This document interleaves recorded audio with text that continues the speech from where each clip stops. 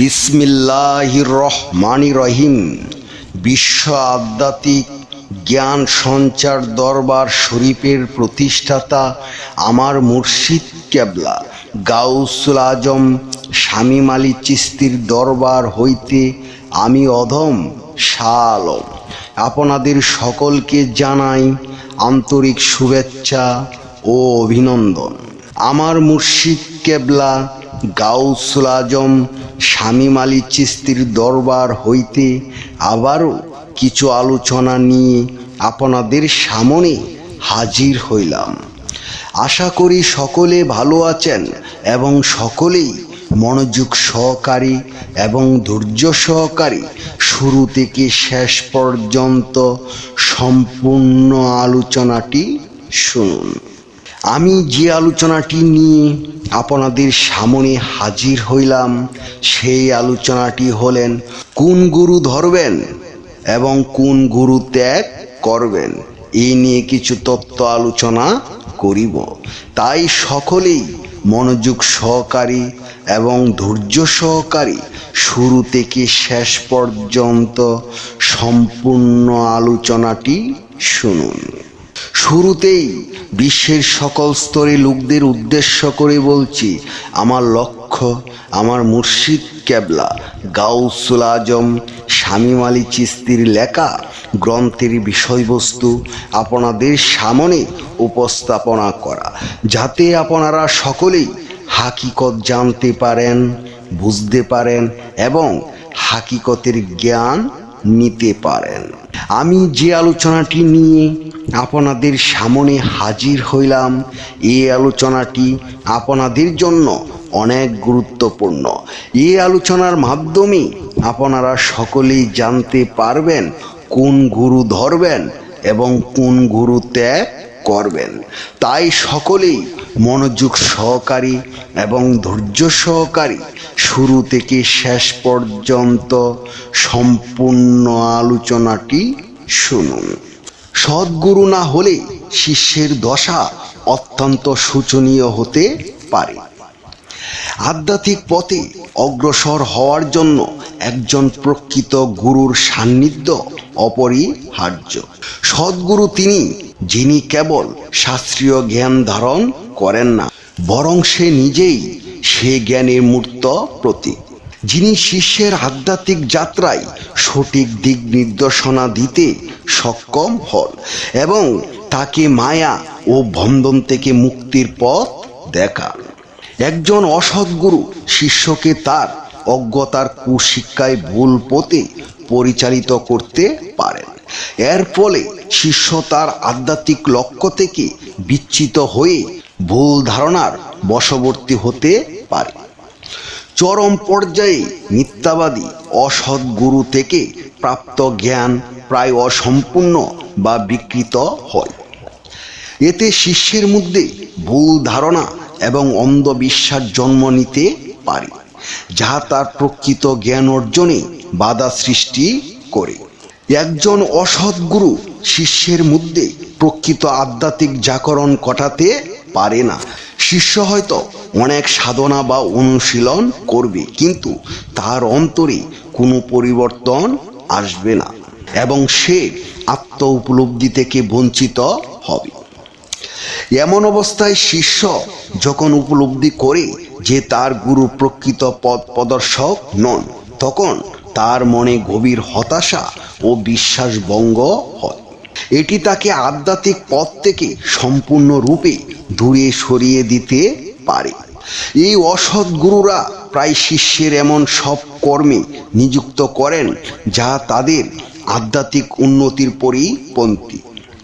এতে শিষ্যরা অন্যায় বা ভ্রান্ত কাজে লিপ্ত হতে পারে, যার ফলস্বরূপ তাদের কর্মফল আরও খারাপ হয়। একজন প্রকৃত গুরু শিষ্যের মনে শান্তি ও স্থিরতা আনয়ন করেন, কিন্তু অসৎ গুরু শিষ্যের মনে আরও অস্থিরতা, সন্দেহ ও উদ্বেগ সৃষ্টি করতে পারে। অনেক সময় দেখা যায় যে অসৎ গুরুরা শিষ্যের কাছ থেকে অর্থ বা সম্পত্তি হাতিয়ে নেয়, যা শিষ্যের জীবনকে আরও অন্ধকার করে তোলে। তাই আধ্যাত্মিক পথে গুরু নির্বাচনের ক্ষেত্রে অত্যন্ত সতর্ক থাকা উচিত। একজন শিষ্যের উচিত গুরুর জ্ঞান, আচরণ এবং তার জীবনযাত্রার মান ভালোভাবে পর্যবেক্ষণ করা, যাতে সে একজন প্রকৃত সদ্গুরুর সান্নিধ্য লাভ করতে পারেন। আজকের আলোচনার সর্বশেষ মূল কথা হলো নিজেকে চেনা জানা। নিজেকে জানা মানে শুধু নাম, পেশা বা রূপ জানা নয়, বরং আত্মার উৎস, উদ্দেশ্য ও সর্বশেষ গন্তব্যে যাওয়া।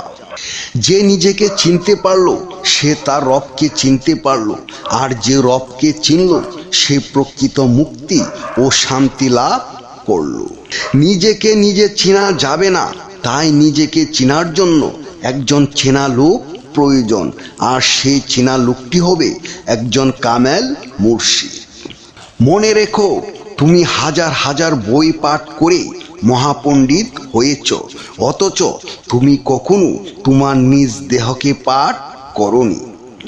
তুমি বহুবার ঈশ্বরকে পাওয়ার জন্য মন্দিরে, মসজিদে, গির্জায় দৌড়িয়েছ, অথচ তুমি কখনো হৃদয়ের গভীরে তাকিয়ে দেখোনি। মনে রেখো, অপবিত্র আত্মা ঝমঝমের পানি দিয়ে গোসল করলেও পবিত্র হবে না, যতক্ষণ পর্যন্ত কামেল মুর্শিদের কাছে বায়াত গ্রহণ করবে না।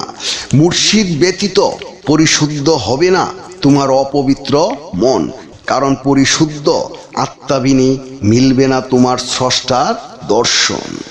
আকাশ পাতাল খুঁজে কেউ পাইল না মাওলার সন্ধান, কামেল পীরের কাছে গেলে দেখাবে তার আসল স্থান।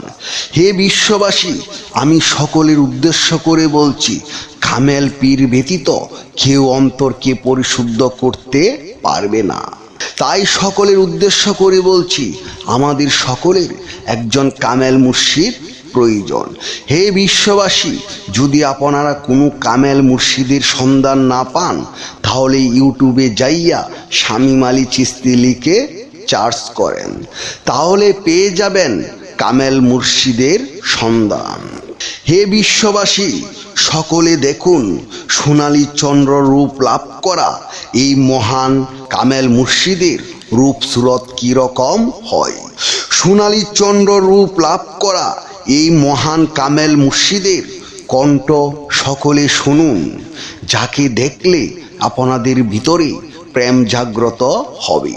যদি ভালো লাগে তাহলে বিশ্ব আধ্যাত্মিক জ্ঞান সঞ্চার দরবার শরীফে চলে আসুন। আমি আমার মহান শিক্ষকের শিক্ষা অনুযায়ী যতটুকু শিখেছি, হয়তো কিছুই শিখতে পারি নাই, তারপরও যতটুকু শিখেছি আমার মহান শিক্ষকের কাছ থেকে। আপনাদের সকলের নসিবেও এমন শিক্ষক মহান আল্লাহ তাআলা দান করেন, যার ভিতরে কোনো অহংকার নেই, যার ভিতরে কোনো অহমিকা নেই, যার ভিতরে কোনো হিংসা নেই, ছোট বড় কোনো বাজ বিচার নেই।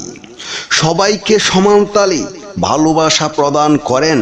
তিনি আর কেউ নন, তিনি হলেন সোনালী চন্দ্র রূপ লাভ করা আমার মহান পীর কেবলা জান গাউসুল আজম শামীম আলী চিশতি কামেলে মুকামেল। জয় গুরু, জয় সুফিবাদ, জয় হোক পাক পাঞ্জতন, জয় হোক বিশ্ব মানবতার, সুখী হোক সকল জীব। আমি যে আলোচনাটি আপনাদের সামনে করেছি, এই আলোচনাটি আপনাদের কাছে কতটুকু ভালো লেগেছে? যদি ভালো লেগে থাকে তাহলে আমাদের এই চ্যানেলটি সাবস্ক্রাইব করে দিবেন, সামনে ভালো ভালো আলোচনাগুলো পেয়ে যাবেন। এবং আপনারা সামনে কী ধরনের আলোচনা চান আমাদেরকে কমেন্টে জানাবেন। আমরা চেষ্টা করিব আপনাদের পছন্দ মতো আলোচনা নিয়ে আসতে। আমার এই আলোচনাটি করতে যাইয়া কথা ভাষা ছন্দে যদি কোনো ভুল হইয়া থাকে, সকলেই আমাকে ক্ষমা ও সুন্দর দৃষ্টিতে দেখবেন। সকলে আমার জন্য দোয়া করিবেন, আমি যেন আপনাদের সামনে ভালো ভালো আলোচনাগুলো নিয়ে আসতে পারি এবং শোনাইতে পারি। সর্বশেষে সকলের চরণে হাত রেখে একটি কথা বলতে চাই, আল্লাহ গোপনেরও গোপন। সেই গোপনকে পাইতে হলে একজন কামেল মুর্শিদের কাছে যাইয়া বায়াত গ্রহণ করে সেই গোপন ইবাদত ও গোপন সাধনার মাধ্যমে আল্লাহকে লাভ করিতে হইবে। সকলে ভালো থাকবেন, সুস্থ থাকবেন। আল্লাহ হাফিজ।